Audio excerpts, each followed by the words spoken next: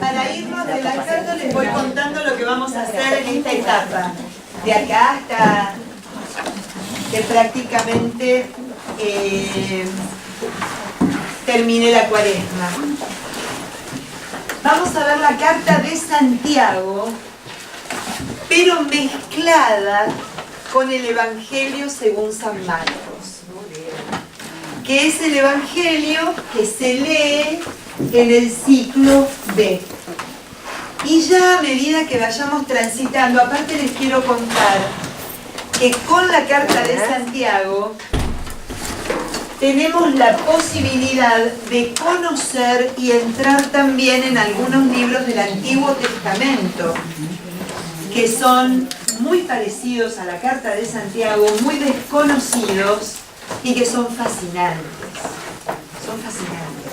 Así que va a ser como una especie de recorrido, si bien nosotros siempre buscamos la parte espiritual. Esto que Santiago me propone a través de la palabra de Dios, cómo lo vivo yo hoy, en mi vida, aquí, ahora, en este 2018, con todos los desafíos, con todas las esperanzas, con las cosas buenas, con las cosas malas. A eso nos va a llevar la carta de Santiago. Es un libro que va a terminar fascinando, los va a fascinar. No tiene nada que ver con lo que acabábamos de ver, las que pudieron ver el Evangelio según San Juan y el encuentro con los personajes. Vamos a ver que pasamos de la especulación, de la contemplación, a una parte más práctica y activa de la vida misma. Santiago nos va a estar interpelando en nuestra cotidianeidad, pero no desde lo especulativo, sino desde el 1 más 1 es 2. O sea, desde absolutamente lo que es. Santiago es aquel que nos va a sacar de la definición de lo que significa ser cristiano a la demostración de lo que es ser cristiano. En una palabra, nos pone los pies sobre la tierra de una manera tajante. A su vez, es un escrito que a mí se me ocurrió relacionarlo con el Evangelio de Marcos. La mayor parte de los exégetas, exégeta es la persona que estudia la palabra de Dios, desmenuzándola y explicándola para que nosotros la podamos entender. La mayor parte de los exégetas lo pone en paralelo con el Evangelio según San Mateo y con el Evangelio según San Lucas. Y como yo soy media rebeldona, le encontré la beta con el Evangelio de Marcos. Yo dije, pero por favor, me dejaron a Marquitos afuera, siempre me lo dejan afuera. Y como habrán escuchado los que me conocen hace años, el Evangelio de Marcos es uno de mis preferidos. Es el mismo, claro. Lo que pasa es que con Marcos me pasa algo que ya les va a pasar a ustedes también. O sea, que va a haber veces que vamos a entrar en Santiago hoy, por ejemplo, hoy va a ser la introducción y un tema central, que son los 2 primeros versículos que ya nos mueve la estantería. La carta de Santiago tiene 5 capítulos nada más, imagínense. Más los 16 nada más de Marcos son los que nos van a acompañar a lo largo de todo este tiempo. Pero créanme, no se dejen guiar por los capítulos, porque son escritos que cada palabra o cada versículo nos puede invitar a hacer un retiro espiritual de fin de semana. Porque te mueve, te mueve. O sea, utiliza Marcos lo que se llama el parataxis, ¿no? Marcos no anda con rodeos, no utiliza gerundios, no dice aquel hombre viene caminando y silbando. Entonces nosotros podemos especular en qué estará pensando, en qué andará, capaz que anda conmemorando algo, anda relajándose, anda gozando de la naturaleza. No, ¿qué dice Marcos y qué dice Santiago? Aquel hombre camina y silba.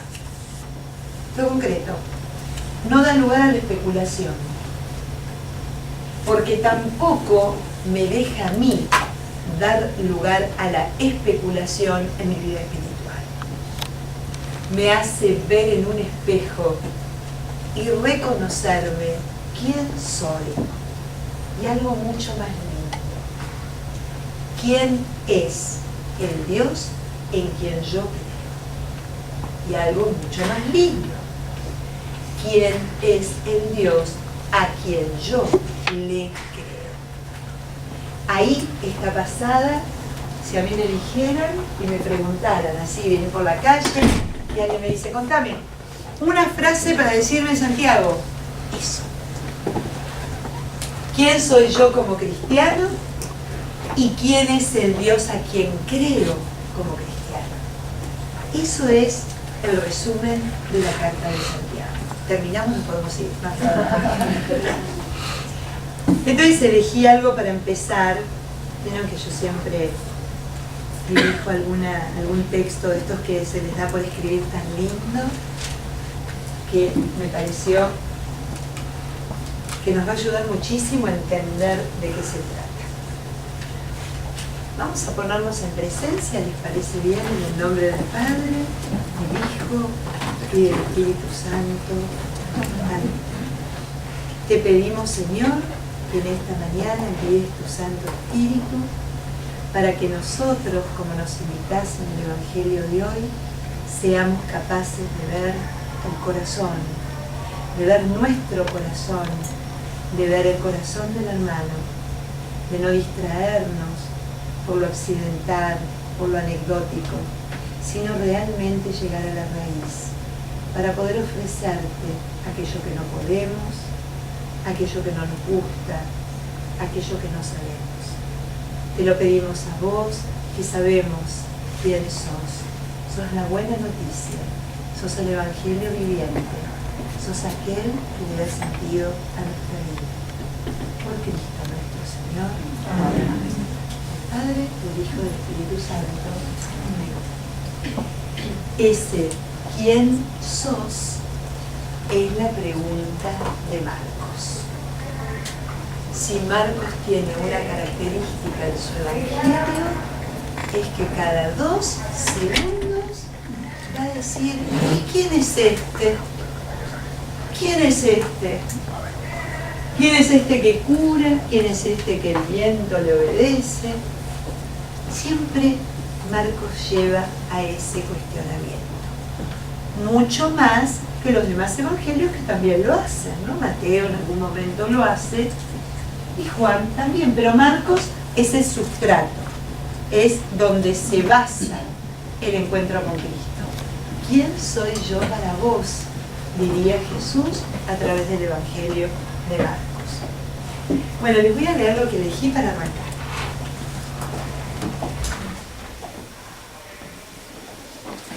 Lutero, lo conocen todos, ¿no? Quien al principio tomó la carta de Santiago, pero luego la descartó y de hecho su Biblia no la tiene, por eso la introducción para que vean lo que viene detrás, llegará a decir de manera provocativa que un día u otro quemará esta carta en la estufa. Es paja. La imagen de la paja es decididamente intrigante. Tomás de Aquino, después de tener al final de su vida una personal y ardiente experiencia de Dios mientras celebra la Eucaristía, afirma con total vehemencia que toda su obra es paja. Por lo que respecta a la carta de Santiago, pienso que nosotros tenemos una necesidad extrema de esta paja, modesta y útil al mismo tiempo. No tiene sentido echarla a la estufa. Se puede emplear más oportunamente después de haberla encendido para iluminar nuestra vida. Y si tenemos el coraje de acercarnos un poquito a ese fuego, tal vez esté en condiciones de causar quemaduras en nuestra delicada piel de cristianos que se complacen demasiado en las palabras y que al mirarse en el espejo no caen en la cuenta de que se asemejan solamente a una caricatura. Este es el espíritu de Santiago. Yo les invito a que abran y lo busquen donde está. ¿Y de qué se trata? Está en la parte de atrás. ¿Tenés un lugarcito aquí, si querés? Vale.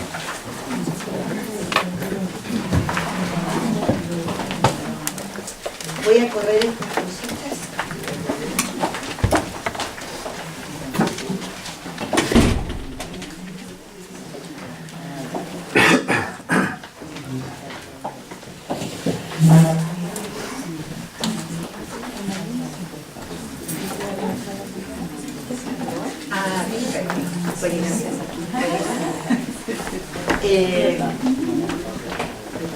Fernando me cuenta que va a haber un ensayo, creo que es de bomberos, quédense tranquilos, es solo un ensayo, no va a haber que salir.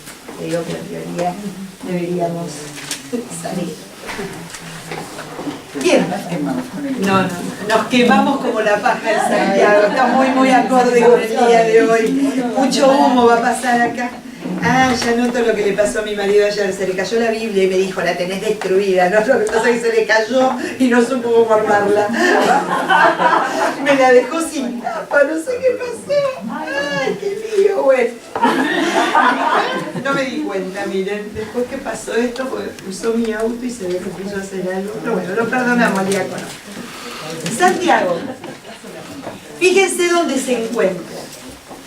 Se encuentra prácticamente casi finalizando lo que es el Nuevo Testamento. Las cartas de Santiago, que vienen después, si ustedes ven, de la epístola a los hebreos, es la que encabeza el grupo de cartas que se denominan católicas.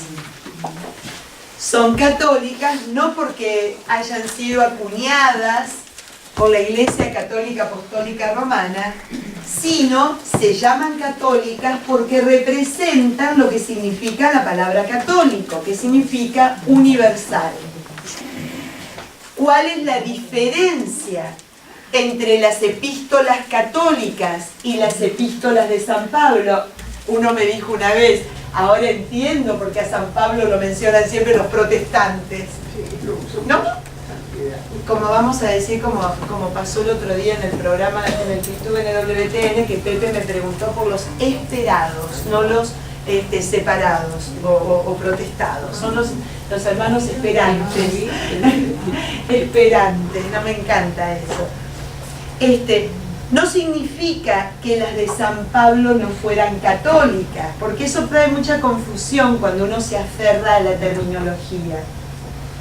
Son católicas porque las cartas de San Pablo habitualmente están dirigidas a una comunidad. ¿Vieron cuando uno lee misa? Primera carta del apóstol San Pablo a los Corintios. Segunda carta del apóstol San Pablo a los tesalonicenses. Carta del apóstol San Pablo a los efesios. Epístola o carta del apóstol San Pablo a Timoteo. O sea, siempre hay una referencia a aquellos que reciben el escrito por parte del apóstol. Ahora bien, las cartas católicas se denominan católicas por su característica de universalidad. La carta de Santiago es para toda la iglesia, no es para una comunidad en especial. La carta de Juan es para toda la iglesia, que son tres, la primera, la segunda y la tercera. Es para toda la iglesia, no para una comunidad en especial. La carta de Judas lo mismo, las dos de Pedro lo mismo. ¿No? Entonces es por eso que se denomina esta última parte del Nuevo Testamento, después de la de los hebreos, que no es de Pablo, by the way. Cuando les toca leer, por favor no suban y digan carta del apóstol San Pablo a los hebreos, porque es un error. Lo escuché en misa y me causó mucha gracia porque no lo dice. O sea, que es un invento del lector que subió a la pop. Estaba embalado y dijo, carta del apóstol San Pablo a los hebreos. Pues no, la carta a los hebreos es anónima y no se sabe quién la escribió. Entonces, Santiago empieza una serie de cartas que tienen estas características. ¿Quién escribió la de Santiago? Bueno, qué buena pregunta, Miriam, siempre la hacen el clavo. ¿Quién escribió la carta de Santiago? En realidad, como la gran mayoría de los libros, la Biblia, no se sabe. Primero, porque había varios Santiagos. Estaba Santiago Zebedeo, ¿se acuerdan? El Zebedeo, el hermano de Juan, ¿no? Zebedeo. Este no es exactamente, muerto en el año 42 en las escalinatas del templo según Hechos de los Apóstoles. Mandó a matar a Herodes, ¿se acuerdan? Y cayó decapitado, ¿no? En las escalinatas. Hay otro Santiago que vamos a quedarnos con los apóstoles, que se le denomina el menor, que está creo que en el capítulo 5 del Evangelio de Marcos mencionado. Este Santiago menor puede llegar a ser o Santiago Alfeo, menor o Alfeo, como lo pueden llegar a encontrar, puede llegar a ser uno de los a los cuales se le atribuya la autoría. Ahora bien, déjenme que les termino toda la historia y ya van a entender la cuestión. Hay otro Santiago que aparece en Corintios, en la carta de Corintios. Acuérdense que la carta de Corintios de Pablo es extremadamente importante para estos fines, porque si bien la Biblia no es un libro de historia ni de referencia, la carta Pablo le escribe a los corintios y a las personas que menciona existieron y nos sitúa en tiempo y en forma. Entonces nos ayuda muchísimo a entender quiénes eran. Habla de un Santiago, obispo de Jerusalén.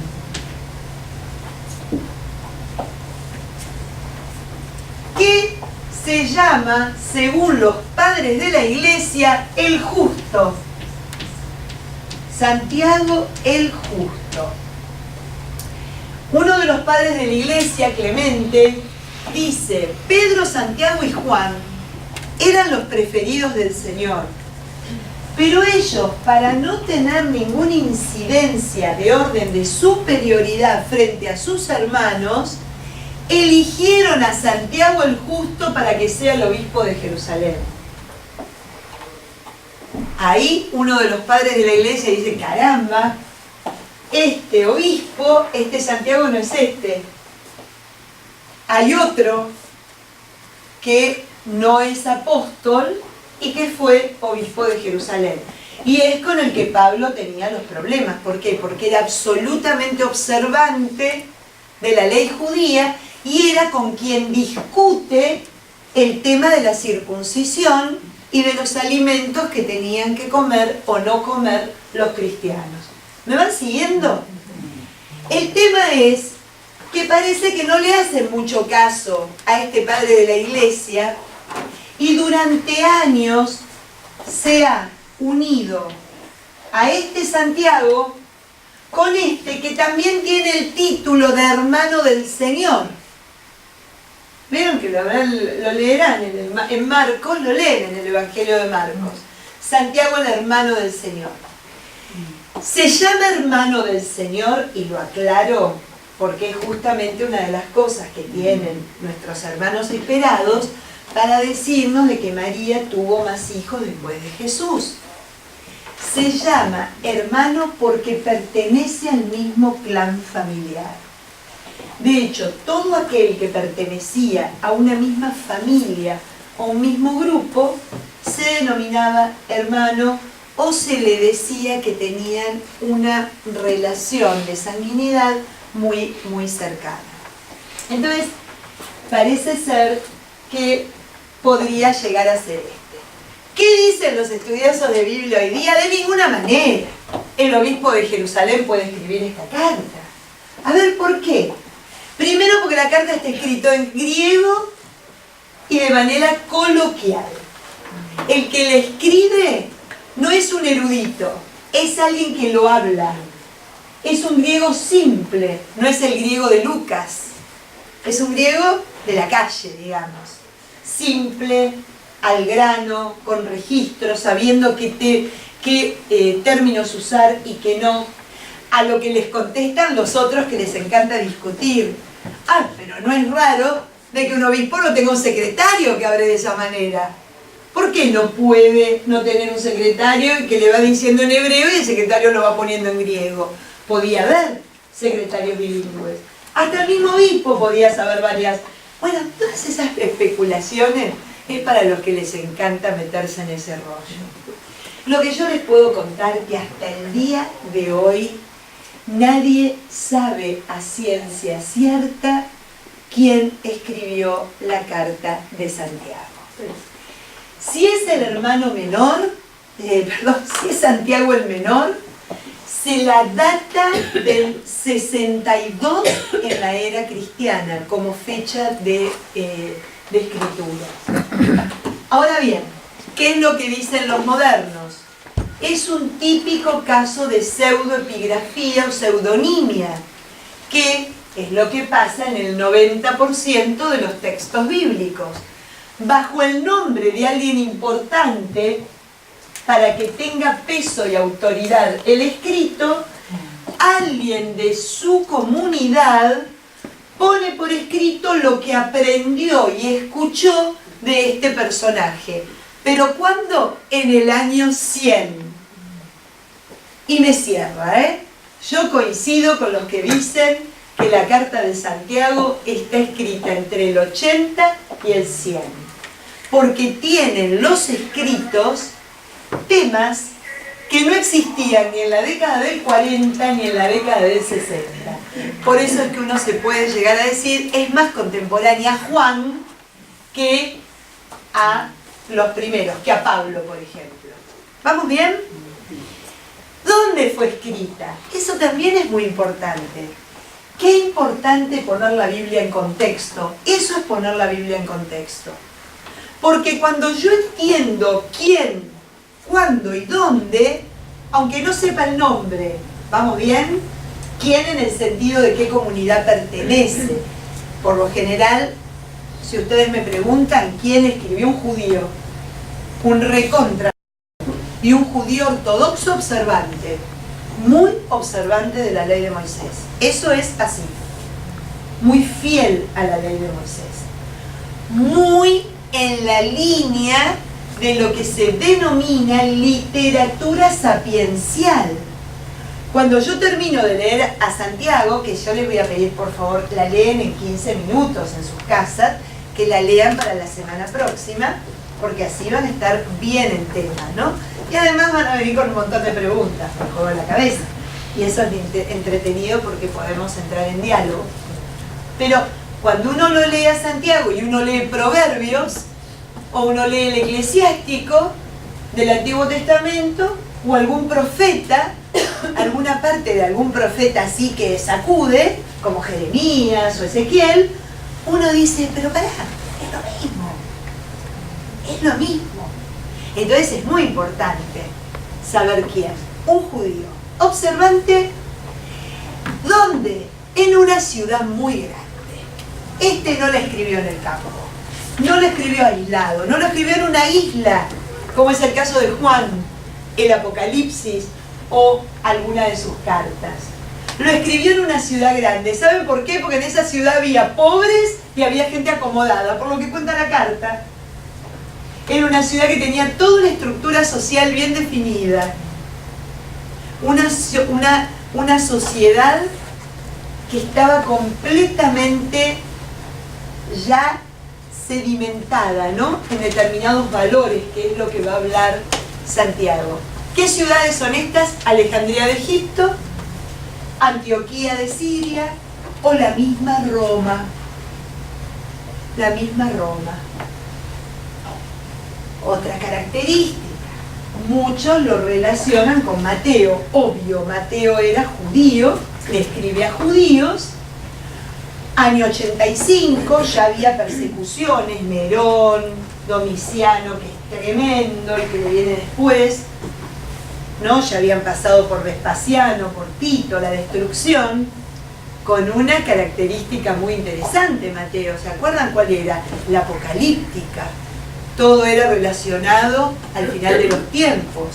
Esa simbología de las últimas... ¿Se acuerdan cuando vimos Mateo hace mucho y hace tiempo? Ya parece que fue en el otro siglo. Para los que no vieron Mateo, esta cosa simplemente de escuchar la narración del capítulo 25, el juicio final, ¿no? El juicio a las naciones, en donde se para el rey, vengan benditos de mi Padre, salgan de aquí, malditos, no porque tuve hambre, porque tuve sed, ¿se acuerdan? Al menos conocen muy bien el texto. Esas figuras de Mateo, con una clara simbología apocalíptica, también la tiene Santiago. Santiago está obsesionado por el juicio. Todos seremos juzgados. Obsesionado por el juicio, pero es muy interesante. Este Dios que nos juzga es un Dios de misericordia. Ahí se une a Lucas. Es un Dios de misericordia y que tiene sus predilectos. ¿Quiénes son sus predilectos? Los más humildes, los pobres. Ahí se une a Lucas. Y vamos a ir explicando de qué pobres y de qué humildes hace referencia Santiago. Así que bueno, habiéndolo ubicado en estas, más o menos en tiempo y en espacio, el texto, vamos a empezar a ver un poquito de qué se trata. Primero yo les denominé que era la que abría el capítulo de las cartas católicas. A ver, fíjense que de carta tiene poco. La ubicaron dentro de lo que son las epístolas o cartas católicas, pero en realidad a esta carta de Santiago se la considera más un sermón que una carta.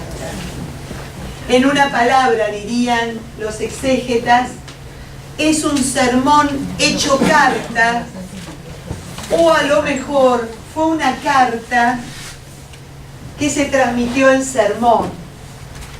¿Y qué tipo de sermón? Para nada elegante, para nada edificante, para nada donde uno diga, wow, ¿cómo habla este tipo? Me lo quedaría escuchando todo el día. Más que nada es un sermón que tiene la característica de desinstalar como un sermón de los profetas, de sacudir y de provocar un terremoto, especialmente en las conciencias. Esa es la característica de este sermón. Cuando se termina de leer, es impresionante cómo uno se queda. Porque Santiago lo que les decía un poquito al comienzo, lo que le va a interesar es que empecemos a tamizar nuestro cristianismo de esta manera. El cristianismo es mucho más que confesar la fe en alguien. Es en cada circunstancia de lo cotidiano darme cuenta si actúo como ese alguien. Y como anda con parataxis, o sea, con una declaración directa, sin preámbulos ni rodeos, te va a decir, la lengua es el instrumento más nocivo del hombre porque mata más que la espada. Claro, yo me pregunto, ¿no? ¿Qué razón tiene Santiago? De hecho, en el día, ¿cuántas veces hablo mal de alguien? ¿Se dan cuenta dónde me lleva? no me lleva a ver de qué se trata ser cristiano y cómo me encuentro con Cristo. No, ya lo da por hecho. Vos te encontraste con Cristo en el Evangelio de Juan, me lo dijo ayer.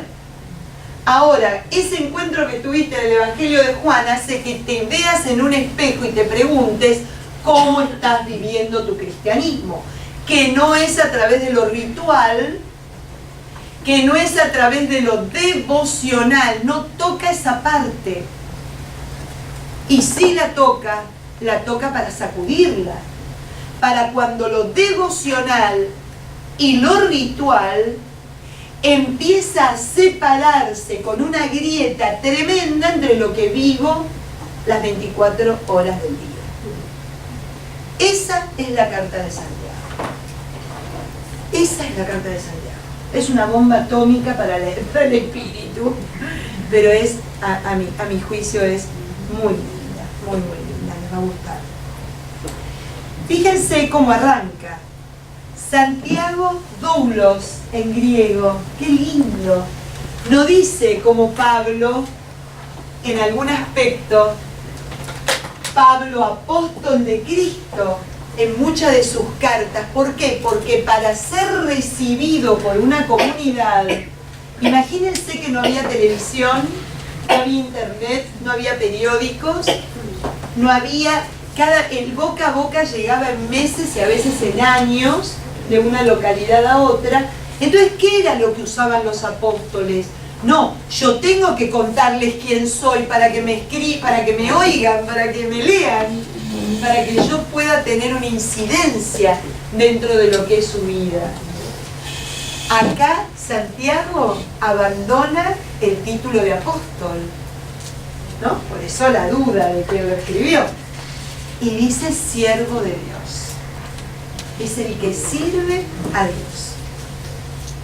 Y del Señor Jesucristo saluda a las 12 tribus dispersas entre las naciones. Muy simbólico. ¿Quiénes son las 12 tribus? Miren qué cosa más linda. ¿Se acuerdan de Jacobo? De Jacob, Israel.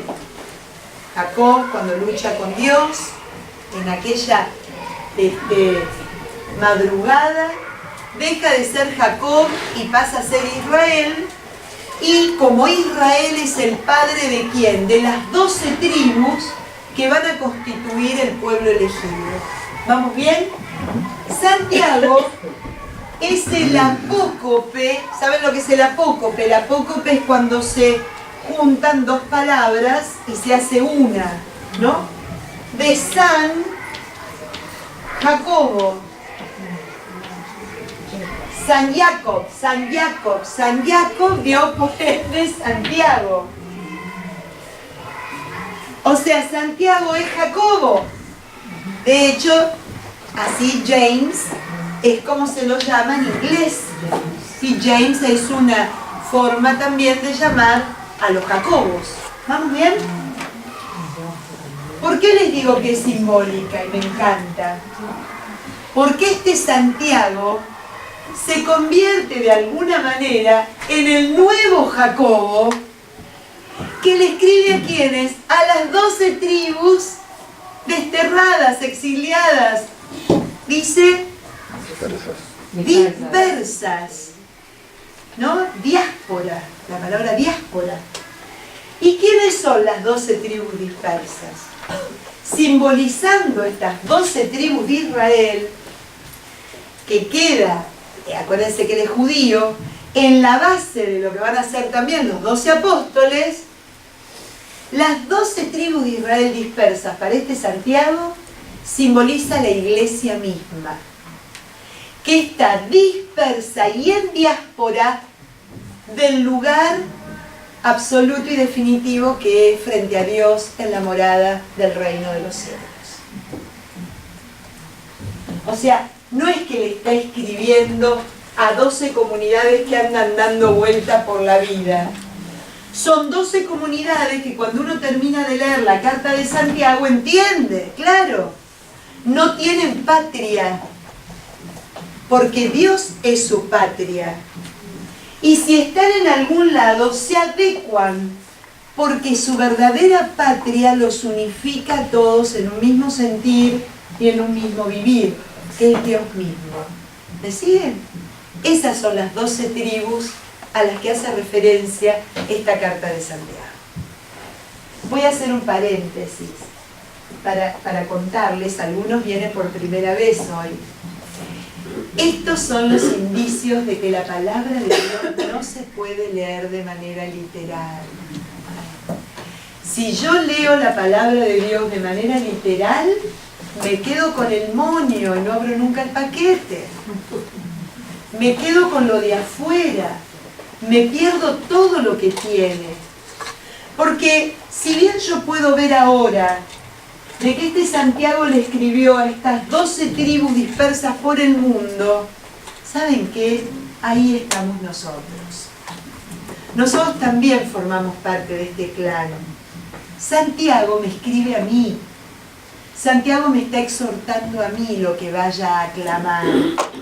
Me está pidiendo a mí que le preste oídos, que me mire al espejo, que queme la paja para que me ilumine, pero para que me ilumine para adentro y para que me ilumine en un nuevo modo de ver mi relación con Dios. Ya van a ver qué hermoso cuando entremos a ver el tema del pecado, cómo nos aclara tantas cosas y tantas dudas que tenemos aún en nuestra vida espiritual. ¿Estamos bien? Sí, había cuando Jesús se aparece, no recuerdo cómo decírtelo, y hay tres que... en la transformación, en la transfiguración. Estaba este Santiago. Había un Santiago que era el Zebedeo, el hermano de Juan. ¿Y será que yo no quedaba? Sí, sí, por eso te suena. Dime, Marisa. Una pregunta marginal. ¿Qué es este el Santiago que está enterrado en el campus Estelle? Bueno, es lo que no se sabe. Es lo que no se sabe. Si fue el que llegó hasta España, ¿no? Es justamente la gran duda. Si llega a ser ese, estamos hablando de una carta anterior a la destrucción del templo. Acuérdense que el templo y todo Jerusalén se destruyó en el año 70 y casi todos se inclinan a pensar de que muy probablemente haya sido ese el mentor, pero que en realidad el escritor fue alguien posterior, porque lo que cuenta son temas que vienen después de la destrucción del templo. ¿Es claro?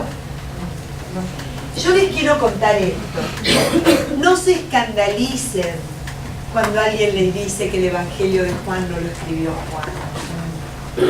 Porque acá lo que importa es lo que está escrito y la palabra dada. ¿No es cierto? Me da la sensación de que eso es anecdótico y justamente así también lo vivieron los antiguos. Siempre les pongo como ejemplo el mismo dato. Salomón no escribió todos los libros sapienciales y sin embargo la sabiduría se le atribuye a él y fue un escrito del siglo II. Salomón vivió en el siglo IX antes de Cristo. ¿Me entienden? Pero ¿por qué se le atribuye a él? Porque Salomón es sinónimo de sabio, porque era realmente una persona sabia y porque comenzó con esta corriente que Santiago tiene mucho que ver, que es la corriente de lo sapiencial, de lo referente a la sabiduría. Algo importante para aclararles. ¿De qué sabiduría estamos hablando? No de la sabiduría que nos envanece, no de la sabiduría de lo aprendido, sino más de la sabiduría de paladear la vida, ¿no? ¿Vieron la palabra saber? De saborizar, de cómo paladear la vida, de cómo sacarle el gusto a la vida y cómo vivirla desde el sabor mismo de Dios. Esos son los sabios de Israel. No los que más saben, sino los que saben vivir con Dios en su vida. Y ese es un poco la característica que vamos a encontrar en esta carta de Santiago. ¿Quedó más o menos el marco? Más o menos, pero tenemos un rato largo para descubrirlo juntos, así que no hay problema. Fíjense un detallito importante. ¿Por qué se me ocurrió tocar los dos temas juntos? Primero porque es el ciclo B y lo vi tan parecido en algunas cosas a Santiago y a Marcos que nos puede ilustrar muchísimo. Y segundo, porque los dos corrieron con la misma suerte. La carta de Santiago, así como Lutero la consideraba paja, ¿por qué Lutero la consideraba paja? No la consideraba paja porque estaba escrito en un griego sencillo, no tiene vueltas, y es 1 más 1, 2, y casi que me dice lo que todos sabemos. Pero por ser tan evidente es lo que menos pensamos. Y es lo que menos reflexionamos en nuestra vida, ¿no? Porque está ligado a nuestra parte más íntima, que es a nuestro corazón mismo. Es lo que menos vemos. No tanto por eso, sino por el tema de las obras y de la fe. Mientras que Pablo insistía que para vivir la gracia de Dios no eran necesarias las obras, o sea, por más que yo obre de una manera absolutamente perfecta, nunca alcanzaría mi obrar para ganarme un poco de esta gracia que Dios me la da por amor y por don, por entrega. No hay nada que yo haga para torcer ese destino. Claro, cuando alguien lee literalmente la carta de Santiago, pareciera que dijera lo contrario. Tú demuéstrame, ¿no? Tu cristianismo por la fe, yo te voy a demostrar mi cristianismo por las obras, ya que fe y obras tienen que ir de la mano. Lutero casi que arrancó, lo debe haber arrancado así, porque era en contra justamente de toda su teología y de lo que él había basado especialmente para separarse de la iglesia, ¿no? Ahora bien, durante siglos, no solo Lutero rechazó la carta de Santiago, también la misma institución. Les voy a contar un secreto. La carta de Santiago se lee 3 domingos cada 3 años, nada más. Es el domingo del ciclo B y es el domingo 22, 23 y 24 del tiempo ordinario. Es en el único momento que ustedes van a escuchar desde el ambón la primera lectura referida a la carta de Santiago, o perdón, la segunda. Lo que pasa es que para mí es tan Antiguo Testamento que la pongo en la primera. La segunda, ¿no? En lugar de una de Pablo, se lee una de Santiago. Y una del ciclo A, ciclo B, el ciclo de Marcos. Y hay un domingo de Adviento que se leyó también. Un domingo de Adviento. Es todo lo que van a encontrar.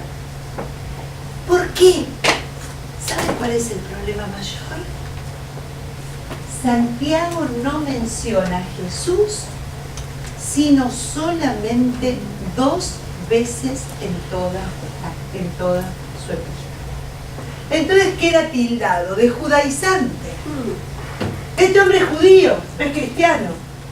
Escribió, bueno, Jesucristo, pero judaizante.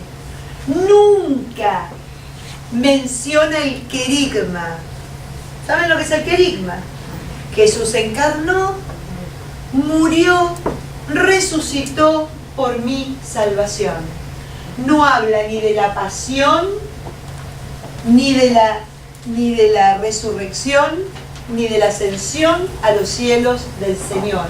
No tiene ningún tipo de mención de esos 3 acontecimientos en la historia de la salvación que son básicas para un cristiano.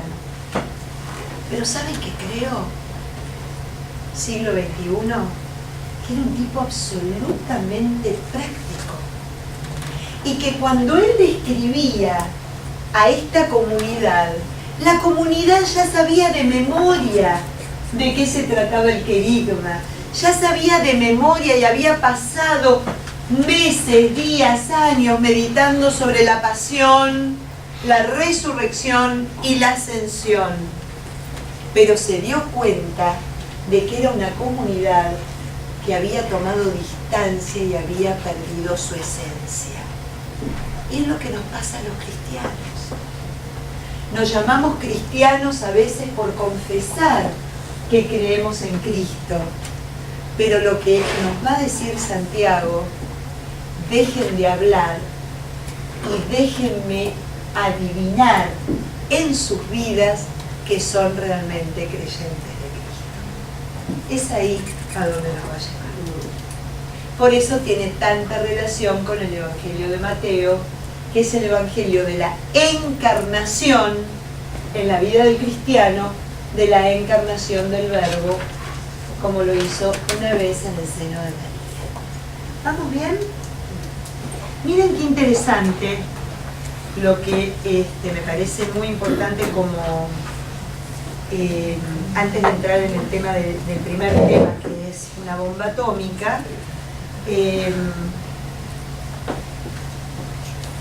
cómo se define el ser cristiano a lo largo de toda la carta. Voy por punto, esto no se va a probar porque yo se los voy a enviar esto, así que no se preocupen.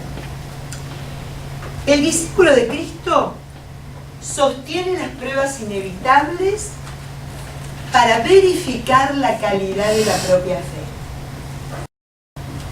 Es capaz de tomar decisiones y hacer elecciones precisas. Es un ejecutor de la palabra de Dios y no un simple oyente de la palabra de Dios.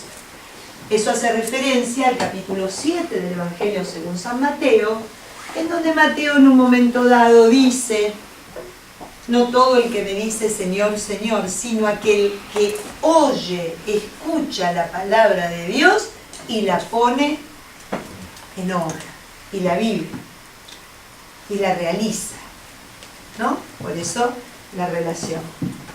Se siente implicado, miren qué moderno, por favor, parece escrito en Evangelii Gaudium. Se siente implicado precisamente por causa de la religión en la causa de los débiles y los indefensos. O sea que tiene una conciencia social. No acepta discriminaciones de ningún tipo. Tiene como referencia una ley de libertad que gira en torno al mandamiento del amor, ¿no? Aquella frase famosa de Juan de la Cruz: ama y haz lo que quieras. Explica y manifiesta, o cuanto menos deja entrever, la propia fe por medio de las obras. No adopta la actitud de maestro arrogante frente a los demás, sino que vamos a ver, cuando ustedes van a la carta y ven en el capítulo 1, versículo 2, cómo se manifiesta Santiago ante la comunidad. Hermanos míos, hermanos míos. No hay superioridad, hay fraternidad. En el hermanos, no dice hijos, ¿no? Que a veces uno encuentra hijitos, hijos. Santiago no, es hermano. Es hermano, hermano. En algunas traducciones dice hermanitos. Hijo, especialmente cuando hablaba con su hermano León, con su amigo del alma. Prácticamente calcadas, lo que me da a entender de que Francisco, sin mencionarlo, se regía de manera directa por la carta de Santiago. En especial por el sentido de la alegría perfecta, que la alegría perfecta era gozarse en esa fortaleza-debilidad que tenemos frente a las pruebas. Esa es la alegría perfecta. Ese es el primer tema que vamos a tocar, así que no se preocupen si ahora no entienden nada. No renuncien, perseveren. ¿Vamos bien? ¿Están muy aburridos? No se duerman, ¿eh? Hay café para todos. A mí me encantó esto. Va contracorriente. Va contracorriente. Es un convertido. El cristiano, volvemos de nuevo a ver lo que estamos leyendo. El discípulo cristiano de Santiago, ¿no? Es un convertido. Pero a ver, un convertido no en el sentido de participio pasado, sino un convertido permanente. Es un convertido. ¿no? Una persona que siempre está en conversión. Acepta sus propios límites, no se erige en juez de los demás, percibe la precariedad de lo material, de aquello que da seguridad. Considera que la paciencia es una virtud preciosa. Es una persona franca y sincera, practica la justicia, hace de la enfermedad un factor de crecimiento humano y religioso, se caracteriza por una oración confiada, se siente responsable del hermano desviado, ¿no?, que se desvió del camino.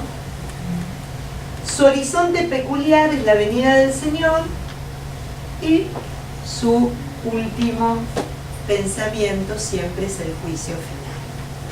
Todo esto tiene capítulo y versículo, o sea, estos temas están sacados de una manera magistral de qué es ser cristiano. ¿Ven que es una cosa bien práctica? En ningún momento pone es aquel que cumple con el ritual, como a lo mejor un libro del Levítico. Es aquel que no falta a ninguna, ¿no? Es como que lo da por hecho. Es como que lo que nos está diciendo, muchachos, no se duerman, porque es la parte más fácil, ¿sabes? Es la parte más fácil. Es la parte donde cumplo y a la vez miento. ¿No? Cumplimiento. Cumplo y miento. Es donde adormece la conciencia del cristiano. Es ahí donde Santiago nos sacude y de lo lindo, porque viene con un ejemplo práctico. Vos ante esta situación, ¿cómo obrarías? ¿Cómo estás obrando hoy, acá y en tu vida de todos los días? Fíjense el primer tema, algo muy importante de cómo vamos a trabajar. Como los libros sapienciales, yo voy sacándome de a poco, menos mal que estamos terminando ya.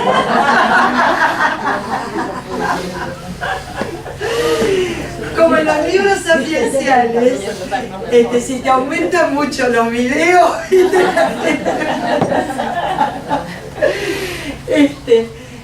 no tiene una coherencia temática. Acá no estamos frente a un Juan, donde Juan, muy a propósito, arma toda esa secuencia de encuentros, ¿se acuerdan que estuvimos viendo? Para llevarnos a un increyendo en nuestra propia vida espiritual, de saber por dónde andamos con respecto a Dios. Esto es caótico, como todo lo que implica la sabiduría. Es absolutamente caótico, no tiene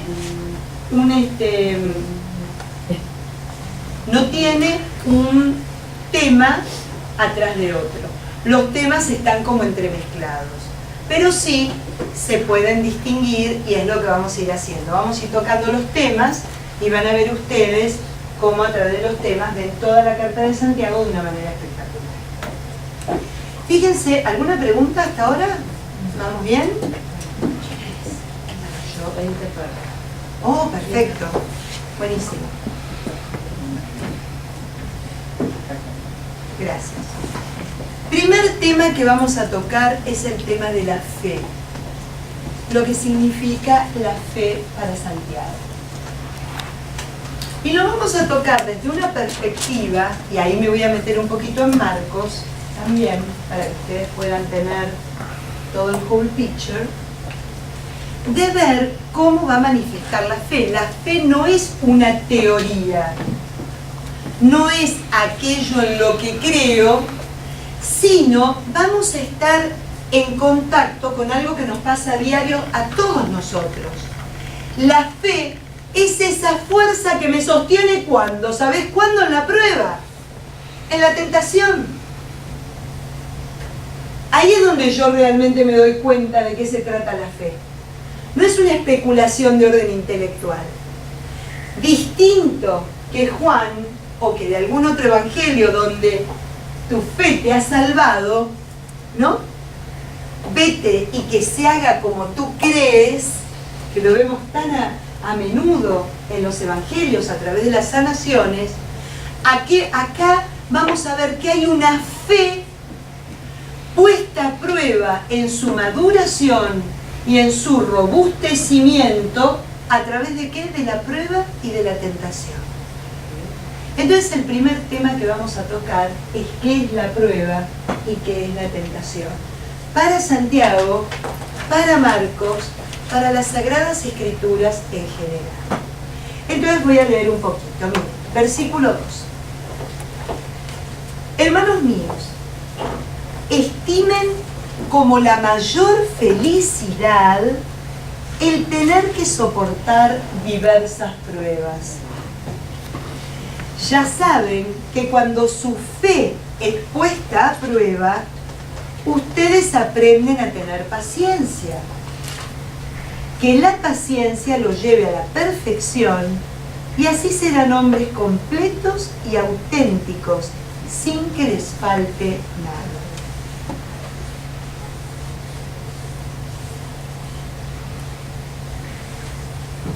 Si a alguno de ustedes le falta sabiduría, pídala a Dios y la recibirá, porque Él da a todo generosamente y sin reproches, pero que pida con confianza y sin dudar. El que duda se parece al oleaje del mar sacudido por el viento. No espere ese hombre alcanzar nada del Señor, ya que es un hombre dividido, inestable en todos sus caminos. Pero miren, en realidad no quería leer eso, pero me gusta tanto que lo leí entero. Vayan ahora al 12, al versículo 12, para no salir del tema de la prueba y la tentación. Versículo 12. Dichoso el hombre que soporta la prueba, porque después de haberla superado recibirá la corona de la vida que el Señor prometió a los que lo aman.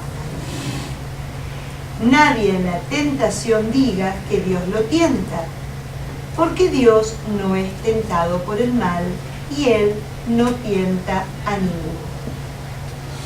Cada uno es tentado por el propio deseo que lo arrastra y seduce.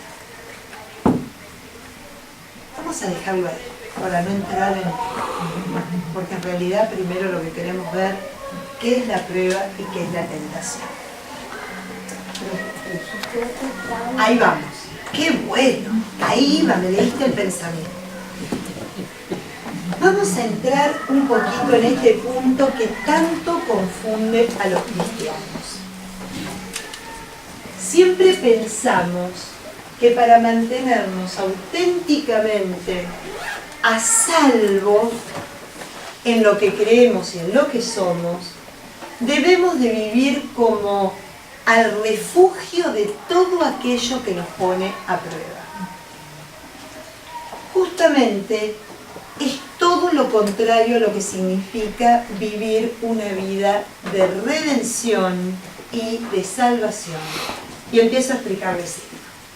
Si ustedes agarran el Evangelio de Marcos, en el primer capítulo, o en el segundo, ya no me acuerdo en qué capítulo, ahí al principio, no importa, lo que les quiero contar es esto.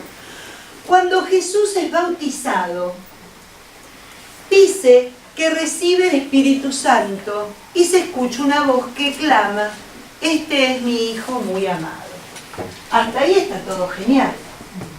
El cielo se abre, Dios se pronuncia, señala al que va a darnos esa imagen de Hijo amado frente al Padre, y todo está precioso. El problema viene en el versículo siguiente, cuando dice: el Espíritu lo expulsó hacia el desierto.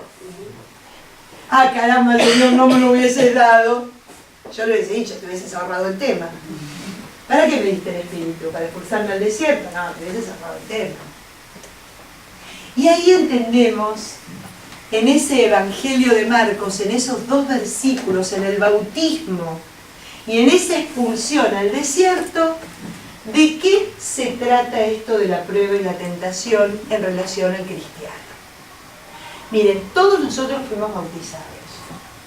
Todos están confirmados, ¿verdad? A algunos les falta la confirmación, pueden venir a recibirla a mi parroquia. ¿Ves? Ahora después charlamos. 27 de abril a las 7 de la tarde. No estoy hablando en broma. A ver, ¿qué significa esto de recibir el Espíritu? El Espíritu que recibe Jesús lo confirma en quién es. ¿Sabes quién sos? El Hijo amado de Dios. Nosotros también.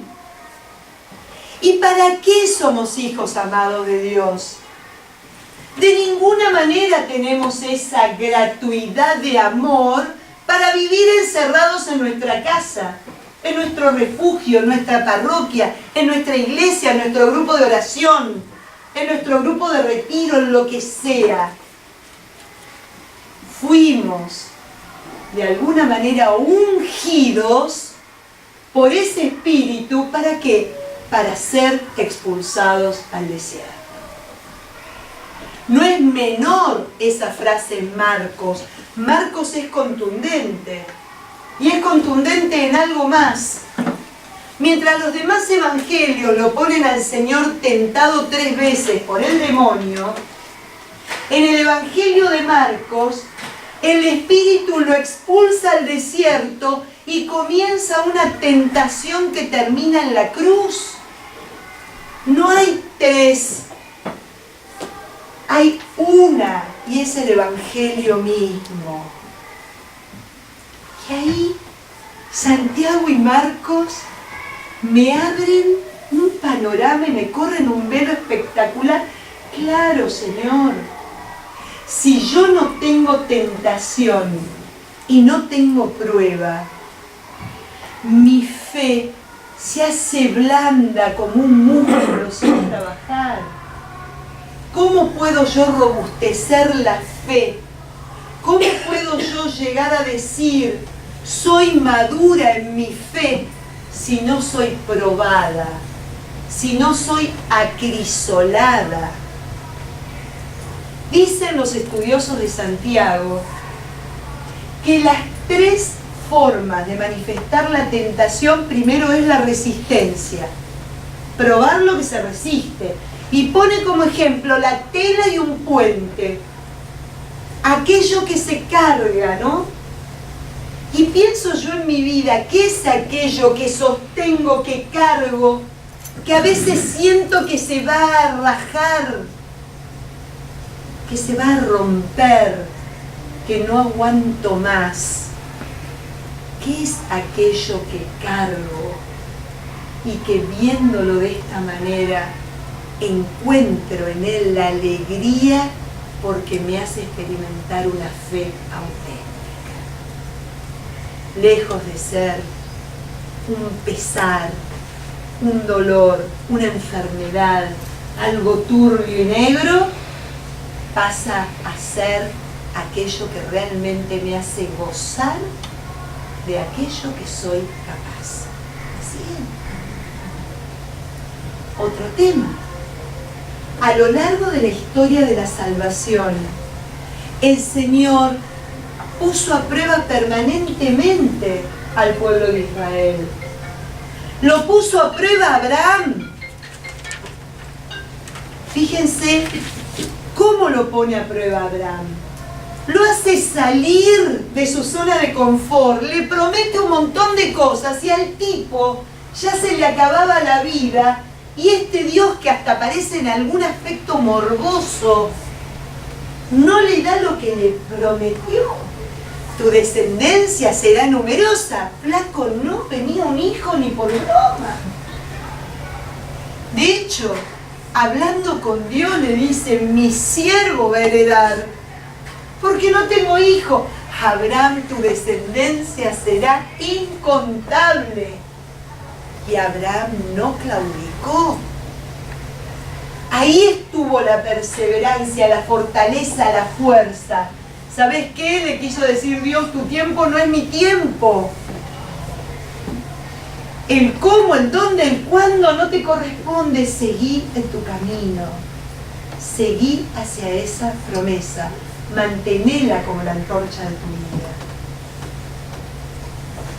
A un Tobías le manda a un Rafael que dice, la prueba vino para que salgas de tu autosuficiencia y empieces a entender que no depende de todo lo que vos podés, sino de la gracia y la fuerza que te viene de Dios.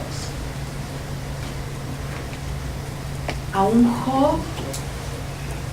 Job que le hace ver que su justicia como hombre de fe, como hombre justo y piadoso, no le bastó para que le pasara todo lo que le pasó. Pero sin embargo le gana la pulseada al tentador, al cual Dios permitió que obre en la vida de Job, porque de ninguna manera renunció al amor que sentía por Dios, a pesar de que estaba atravesando tanto dolor y tanta enfermedad y tanta pérdida. Y Pablo que estaba perfectamente basadísimo en su sabiduría, en su experiencia religiosa, en toda la autoridad y el poder que le daba ser uno de los hombres que cuidaban el templo y cuidaban el lugar sagrado de Dios y a la religión que Dios había impuesto a través de los tiempos. Sin embargo, como diría un escritor, voy a decir esto, pero todos sabemos que no sabemos si pasó esto, lo hace caer del caballo para que se enfrente con su debilidad y su nada. ¿No? Quería hacerte... ¿Me dejas terminar y después me haces la pregunta? Entonces, la tentación, según Santiago, no solo prueba la fortaleza, sino hace surgir lo que realmente hay dentro de nuestro corazón. En los momentos de prueba, en los momentos de acrisol, en los momentos de no entender, surge lo que hay en el corazón del hombre. Y como tercer punto, la tentación muchas veces no es, por lo que vimos recién, hacia la fortaleza y la fuerza interior, sino hacia el reconocimiento de la debilidad. Pedro pudo ser, ¿se acuerdan que lo veíamos? Columna de la iglesia cuando contactó con que era capaz de negar al Señor. Hasta que no contactó que él podía negar, no era el que lo podía todo, de ninguna manera me vas, sino sí. Tú sabes todo, Señor, tú sabes que te amo, totalmente deshecho, a los pies de Él, al lado de un lago, donde lo único que tenía era su nada misma. Ahí pudo, en su debilidad, mostrar su fortaleza. Esa es la tentación. Si nosotros no la vivimos a diario, desde ese ritmo, desde esa forma que nos propone las Sagradas Escrituras y Santiago en especial, como la alegría, ¿no? Fíjense lo que dice, la felicidad de tener que soportar, no porque seamos masoquistas, sino porque nos cambia la mirada de lo que estamos atravesando. Ahí está la bienaventuranza, es una bienaventuranza, es algo que nos invita a cambiar la mirada. Es esto que contanos, Señor, ¿quién pecó, el padre o él? ¿Sabes qué? Ninguno. Despertate. En este caso, a través de la prueba, nos estaría diciendo lo mismo. Es para que cambiemos la mirada. Es para que nos atrevamos a meternos de lleno en la historia de nuestra propia salvación. Fíjense qué habrá pasado por el corazón de nuestro padre Abraham, cuando después de tantos años, de tanta espera, osó decirle, dame a Isaac como sacrificio. ¿Qué habrá pasado por ese corazón? Una vez leía un libro sobre Abraham que me encantó. Lo que decía el sacerdote, ¿no? En oración contemplativa, me imagino yo, porque eso no está escrito en ningún lado. Evidentemente nuestro padre Abraham siguió adelante y perseveró, porque nunca ningún ser extraordinario merece ser llamado Dios si nos pide algo tan atroz. Abraham realmente en ese momento se convirtió en nuestro padre en la fe porque le creyó a aquel en quien decía que creía. Le creyó. Nunca se puede contradecir.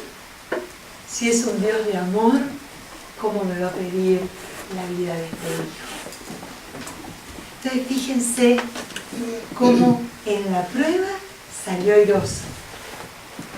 Obviamente que la prueba trae trabajo, trae desgaste, si se quiere, ¿no? Trae dolor y a veces llanto. Pero bueno, un dicho popular dice que lo que cuesta, ¿no?, vale, y lo que vale, cuesta, de alguna manera. Yo elegí de este libro, que es el que vamos a seguir y que se los voy a comentar enseguida, algo que me pareció impecable. Dios nos prueba porque no se resigna a vernos inmaduros, frágiles.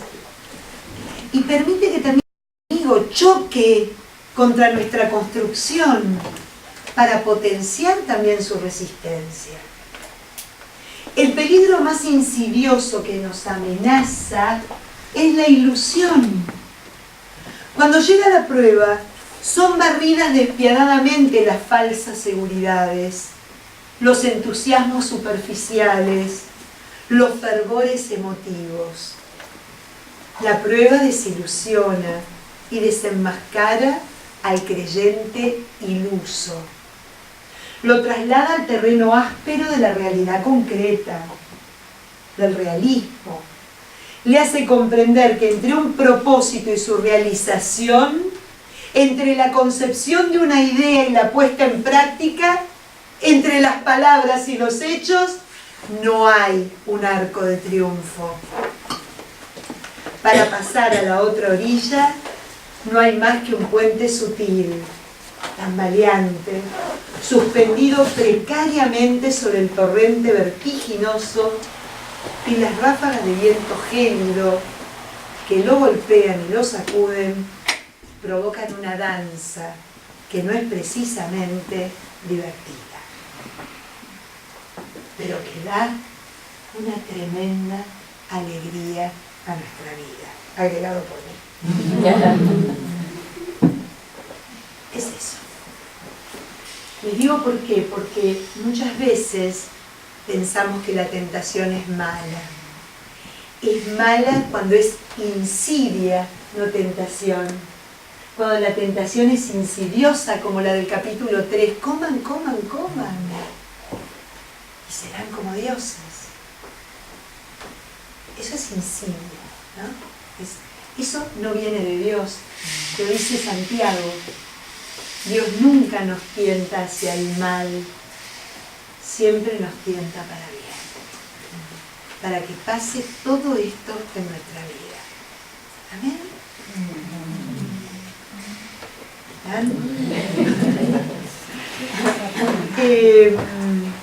Vamos a seguir varios textos, pero por supuesto ustedes saben que mi director espiritual es Pronsato, lo amo profundamente, y tiene este libro sobre la Carta de Santiago de una manera brillante, que es Este es el cristiano y este es su Dios, así se llama el libro de Pronsato.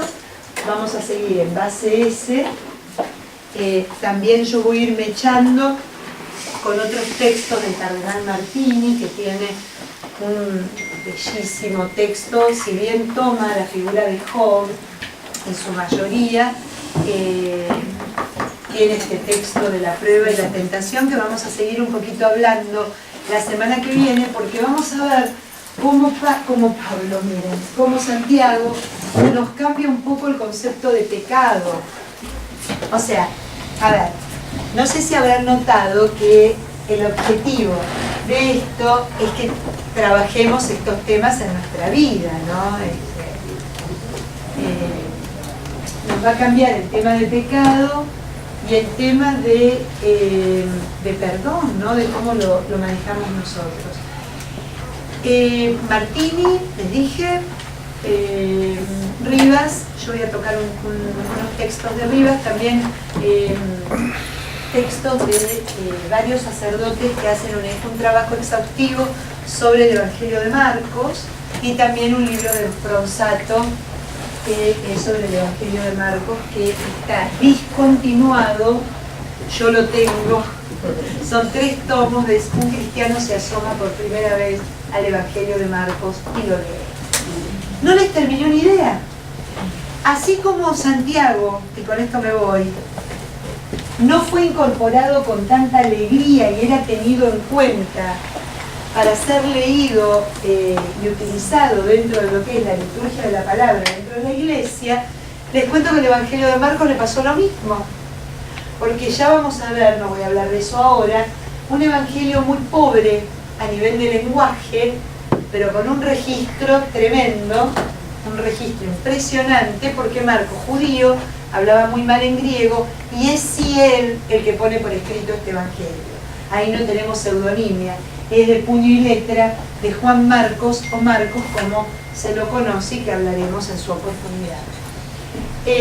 Marcos también, recién en el año 1800 y piquito, siglo XIX, imagínense ustedes, desde el 75-80 que fue escrito al siglo XIX, se lo empieza a considerar y a mirar con ojos realmente reflexivos, contemplativos, y se ve la riqueza que tiene ese evangelio. La verdad que también él fue maltratado y fue utilizado como texto de catequesis. ¿Por qué?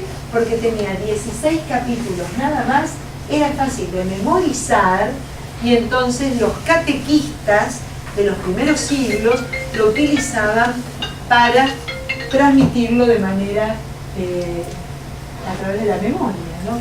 Así que los dos adolecen de lo mismo, de haber sido rechazados y haber sido mirados con desconfianza. ¿Qué nos pasa hoy? Que cuando uno lee Evangelii Gaudium del Papa Francisco, lo único que uno ve es el Evangelio de Marcos, la carta de Santiago, y por supuesto otros temas, pero uno lo ve concretizado de una manera, porque tienen una actualidad ambos que es pasmosa. Así que espero que lo disfruten como yo lo disfruto muchísimo. Ustedes tienen un problema conmigo, que yo me apasiono. Ah, perdón, Marisa tenía una pregunta, a lo mejor no sirve a todos. Que sí, cuando uno se bautiza recibe el Espíritu, antes de bautizar uno no tiene. Bueno, sí, muy bien. Somos creación, o sea que el Ruaj de Dios nos inhabita, pero somos bautizados en el nombre del Padre, del Hijo y del Espíritu Santo. Somos bautizados bajo el signo de la Santísima Trinidad.